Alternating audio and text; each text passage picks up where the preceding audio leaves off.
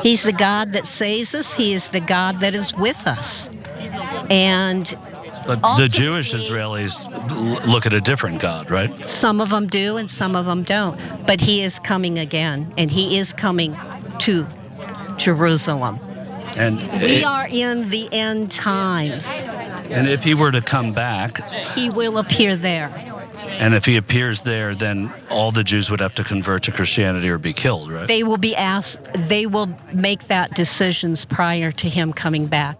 PYT's own Michael Shure went to a Trump rally in Iowa where he spoke with a Trump supporter who believes we are living in the end times. Now, this person thinks that Jesus of Nazareth is going to come back to earth and appear in Israel and swoop up all the Christians and take them to heaven. But for the Jews, unless they convert to Christianity, they're going to either be left behind or die. Here's more of what she had to say. I think a lot of the evil and darkness has to be exposed in order for people to wake up and understand just how bad that is. There is death and there is life. And in the darkness, there is death. But Jesus was the light to the world. He is the light. He's talking about life, the life of the world.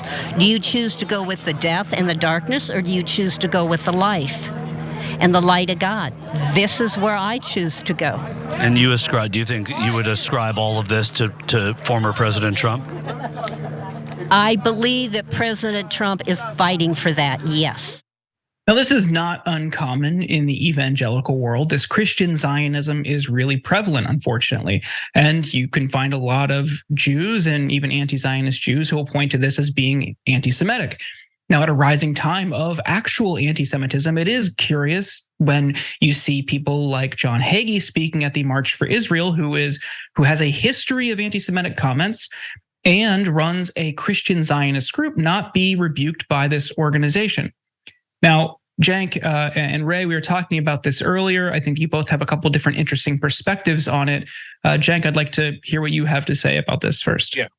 So we never talk about these people because the media and everyone else is afraid of offending Christians. Okay, so first let's make a really important distinction. The majority of Christians don't believe this. They might have, they haven't put a lot of thought behind end times. They think Jesus is, of course, going to come back. That's a core part of Christianity, but they haven't thought about the murder, mayhem, Armageddon, et cetera, and they're not looking forward to it. They're regular people, right? And so, and in fact, a lot of Christians are amazing and wonderful, and they help the poor, the needy, exactly as Christ said in the Bible. But unfortunately, there's a giant chunk of America that has been led to believe this end times theology, which is actually an American invention. It was American preachers who came up with this nonsense. It's not actually in the Bible, the details that they talk about. They just made it up, okay?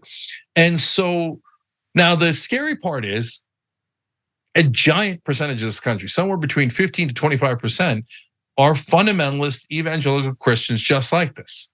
And it's not theoretical. They actually push for policies to make their end times fantasies come true.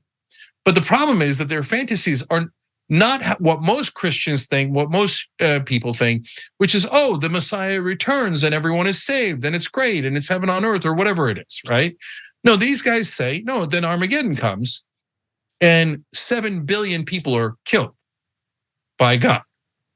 And she explained right there, oh, no, all the Jews are going to die. I mean, they have to convert before he arrives. So if you haven't converted yet and Jesus drops down, that's it. You're going to be murdered. So are they actually supporting Israel because they love Jewish Americans or Jews overall, or they believe in the Judeo-Christian heritage? Nonsense, not at all, not at all. They're supporting it, and they tell you if you ask them, because they want Jesus to come back. And in order for Jesus to come back in their made up end times prophecies, Israel has to get Judea and Samaria, and then they have to destroy the Al-Aqsa Mosque. And then a giant war starts, and then everyone on earth, almost everyone on earth dies except them because they're so special and wonderful. Yeah, by the way, you sound like really swell people who belong in heaven, where you're rooting for the biggest genocide that the world has ever seen, a bloodbath of billions of people murdered by your so-called God.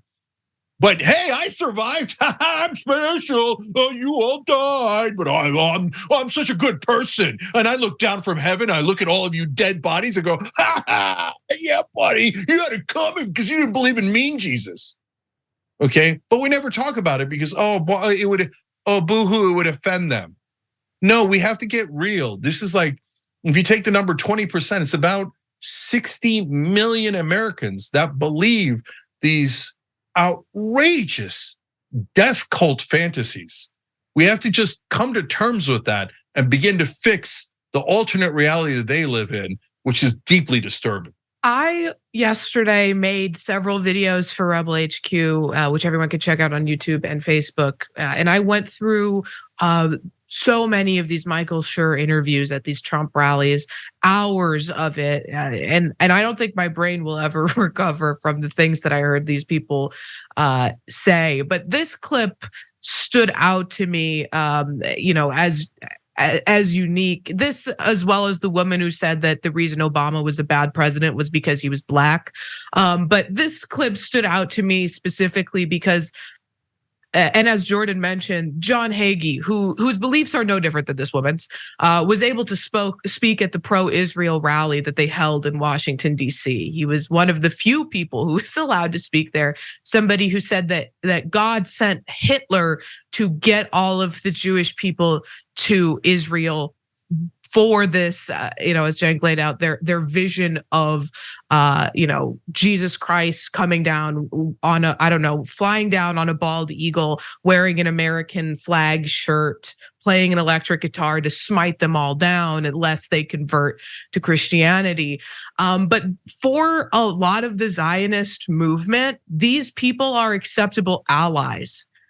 Despite the fact that their entire premise of sort of supporting Zionism and supporting Israel is based fundamentally on anti-Semitism, that these are partners that they can work with to advance the project, is so it's so I understand it, but it's so nonsensical to me, and it sort of undermines the arguments that anyone who doesn't support Israel must be doing it for anti-Semitic reasons, when you're willing to be bedfellows with people who are explicitly supporting Israel for anti-Semitic reasons.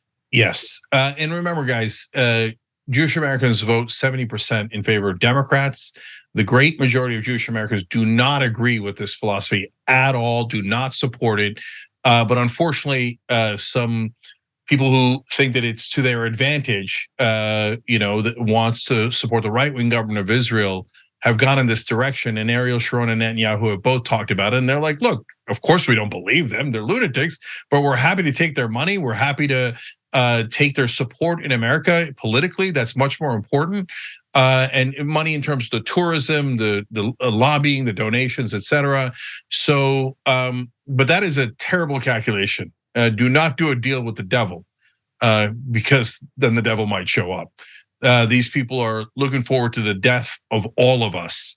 We have to be honest about it and begin to fight back.